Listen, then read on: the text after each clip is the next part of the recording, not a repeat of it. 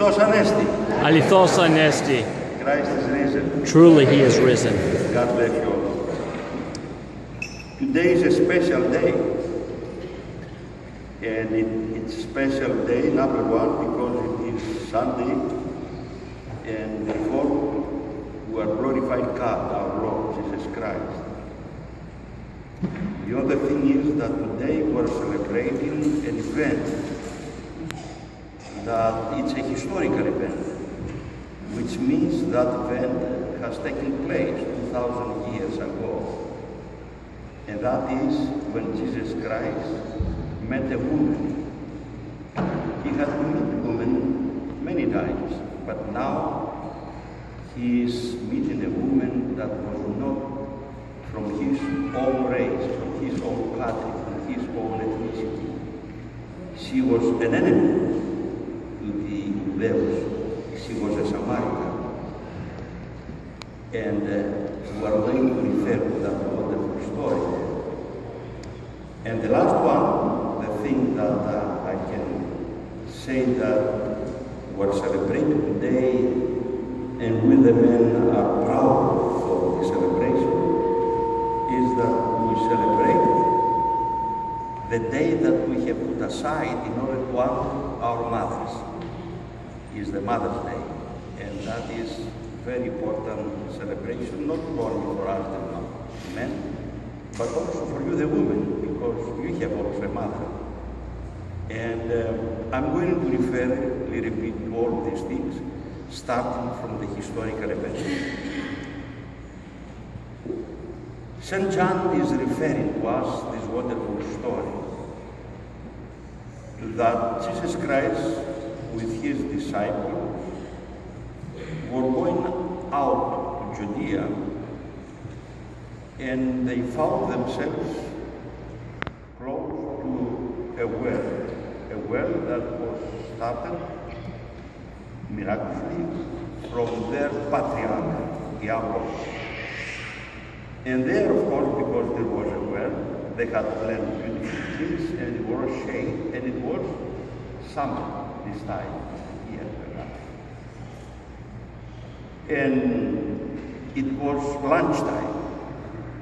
So the disciples went out to the closest village to buy something for them to eat. And Jesus Christ was resting under the shade close to the well. And as he was resting alone there, a woman comes, and she was from Samaria. And she comes because she wanted to receive water from the well. And as she was starting to receive the water from the well, Jesus Christ is greeting her. And she becomes upset. Not because she was a stranger, but because she was from Judea and she was a Samaritan. And the Gospel says that those two people, they were hating each other, like the Greeks with the Turks. And she replies to him, not with an answer to the greeting, but rather with a complaint. Who are you to greet a woman who is Samaritan? In other words, shame on you.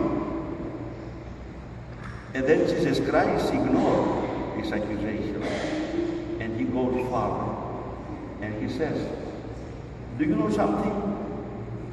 You are coming here every day for water, but I have a water that if I give you that water, you will never come again to the well to receive water, because you are going to have that water forever.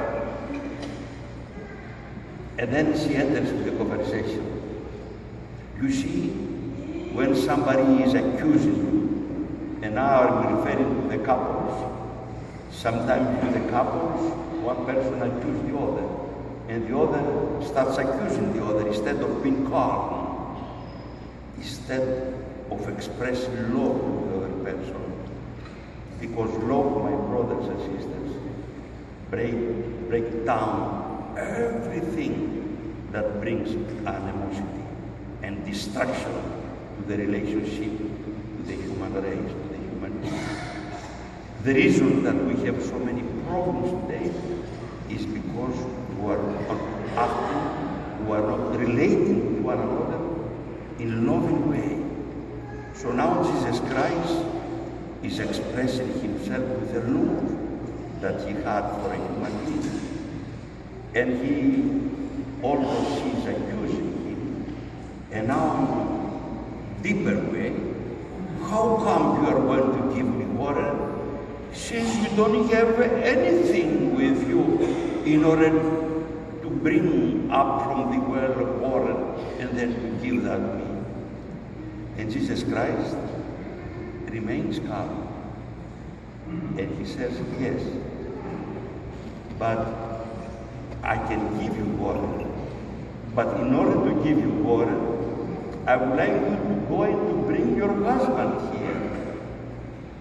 And she says, I don't have a husband. And then he replies, I know that you don't have a husband because already you have many husbands.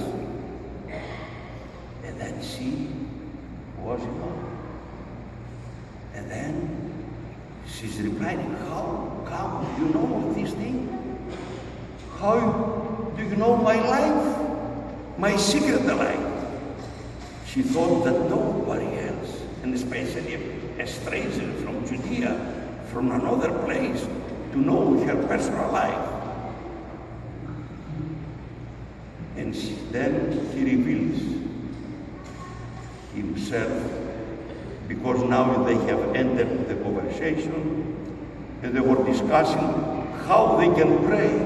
In other words, they start from material things. They became to feel closer to one another. In other words, they built up a good relationship, and now they enter to another level of discussion that was a spiritual one. And she says to Jesus Christ, we the Samaritans believe in different ways that we believe in order when we get to worship God. And Jesus Christ tells him that I am the Messiah. And therefore, we have to worship God in a spiritual way and not in the mountain or in another way, just in spiritual way, with our mind, with our heart, expressing our feelings in order to feel the presence of God. And then she leaves and she goes to her village to Samaria. And now she's invited everybody from Samaria, from the village, to come to the well, because she's thinking that she found the Messiah. She found the person, the Son of God, the person that was going to free those people from the occupation that they were under, the Romans' occupation. And somehow she convinced the people. And that is the thing that I would like to do today, and especially with the women, that today you are mothers, or tomorrow you are going to be mothers. To understand how powerful is the person, or becomes the person, when he or she, in this case she, believes.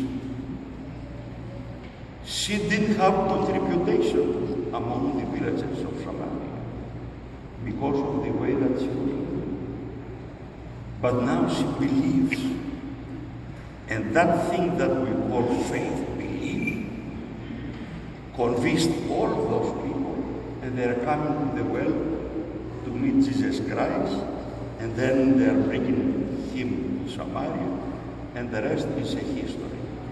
But let's start with this ingredient, these states of the human being when he or she believes. And I'm going to explain to you in few what faith is all about, what belief is. And especially in today's society, it's very difficult, my brothers and sisters, not only to understand what faith is all about, but more important, to live with the faith, to live and to have belief. Because in today's society, we have managed to create so many things and to invade so many things by using our mind. And that is a blessing from God, because God has given to us mind, has given also mind to the dogs and to the cats, to the animals. But their mind is not creative. Your mind and my mind, our mind, is creative. But we have to use our mind in order to come up with the creativity, to be creative. And that is a blessing from God. And especially in last century, we have invaded so many things, and we have created so many things. Even we went to create another life, another human being, last century.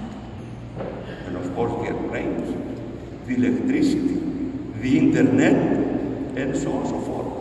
Indeed, we have created so many things. And because of that creativity, we have forgotten God. Because we think we can create everything. But my brothers and sisters, that part that has been given from God to us, that we call mind, can be creative, can analyze things, can put things on the table in the lab. Only the things that they are creation from God. So whatever we are doing, we are working with the creation, because we cannot reach the Creator. The Creator is unknown to us. The Creator is inconceivable to us. The Creator is untouchable to us. Just He is expecting from us to believe in Him, but not to expect to analyze Him, because that will never happen. The other day, I was listening to a beautiful Boca, YouTube there, and there was a person in the science, a graduate with PhD from the University of Boston, the top university, and he has spent all his year examining Pomperina disease, in other words, the earth. And he was one of the top, I forgot the name, I'm not good with the name. And he said that as we analyze the things, and I put a word there, the creation, we have started discovering God, not in the essence that we can analyze Him, but from the difficulties and the mixture and the complicity that exists in the thing that we analyze, that we call creation. We have to believe that exists a power, exists God that has created the thing. And that was a miracle to hear such a statement for a scientific people in today's society, where the rest of us, we believe in ourselves. And now I'm going to the second step, in order for us to better understand what the mind is doing and what heart can do. My brothers and sisters, as I mentioned, the mind has been given to us to be creative, to work, so we can have a better life. But there is another part in our person that we call heart. And the heart, my brothers and sisters, has feelings. And we are communicating with one another, not with the knowledge. We are using the knowledge in order to express our feelings so they can better understand where we are coming from. Because when I say to someone, I love you, love is a virtue.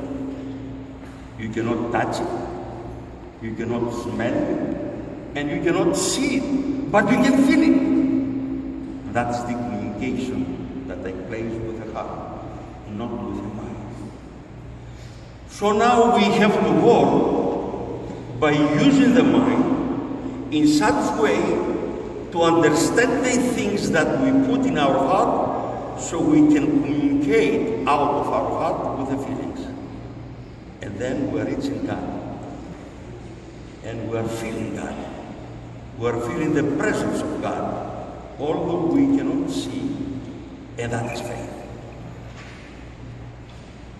Many people, theologians and philosophers, they have tried in the course of the years, in the thousands of the years, to explain to us what faith is all about. But the best that explain to us what faith is all about is coming from St. Paul. And St. Paul says, and I will try to explain to you what he says about the faith. Although he does not satisfy our mind, but he fulfills our heart. I will say that in Greek, and then I will translate to English. He says that pistis, which is faith, is in ελπιζομένων υπόστασης, πραγμάτων έλεγχος, ου βλεπωμένων. For you the people that knows Greek, does not make sense. Πίστης εστί ελπιζομένων υπόστασης, πραγμάτων έλεγχος, ου βλεπωμένων, which means faith εστί είναι ελπιζομένων υπόστασης, something of things that we hope that exist. And when you use the word hope, again you are entering to a meaning of the word that is ideologically oriented. It's an idea, hope. What is hope? You cannot touch that. But I hope that I would be better. So, πίστης εστί ελπιζομένων υπόστασης, of the things that we hope, πραγμάτων έλεγχος. And there we are researching things that we think that exist, but we cannot see, πραγμάτων έλεγχος, ου βλεπωμένων. And although we are researching the things, and we feel that they exist, but we are not able to see them. It's confusing. Because we are dealing with an idea, my brothers and sisters, and with a subject that we cannot put in the lab to analyze. And therefore, the philosophers come now to explain to us that indeed, something that you cannot analyze, but exists, you need to have a faith. That's why we need to have a faith, in order to feel God, not to analyze Him, although we analyze His creation. This is, my brothers and sisters, the thing that when the individual has the faith, controls the universe, shapes the world. And that's what happened with this woman. She had faith. She believed in that person. She convinced of his existence, that he is the Messiah. And now she's bringing the whole village out of the well. That happened with Thomas, Sunday ago. That happens with a paralytic, Sunday ago. When Jesus Christ sees a paralytic person there, he's asking him, what do you want me to do to you? And he says, I don't have a human being. We care for men. Something that we are also saying today, so saying, because we don't feel comfortable with one another.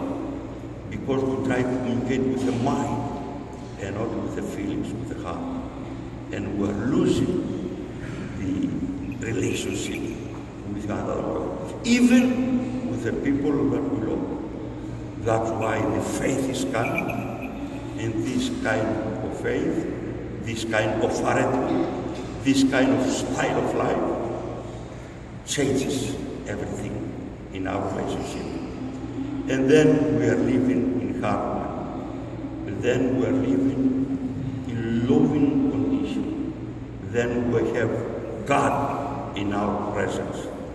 That's what I wish for you, the women. That you, the women with the faith, can become very strong, powerful. Through the history, we have many examples of the women that they were faithful and they were shaking the universe. One is the women, for us the Christians, that they were going to do what they're supposed to do with the body of our Lord Jesus Christ. And they received the message. They saw the resurrected God. They were the first one because of their faith. Where the men, although they lived with him, they were locked in a room because they were afraid of the other human beings. Before Jesus Christ, with the Greeks, have a person that we call Antigone. She was also a woman, but she was a faithful creature, not to Jesus Christ, to lift up Jesus Christ, but to the faith of God.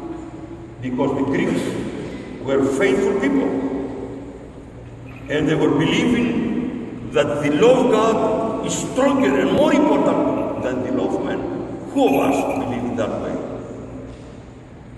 I have not seen yet a man that believes in that way.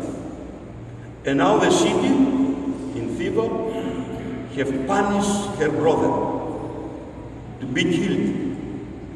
And not only to be killed, but his body to be thrown out of the walls of the city.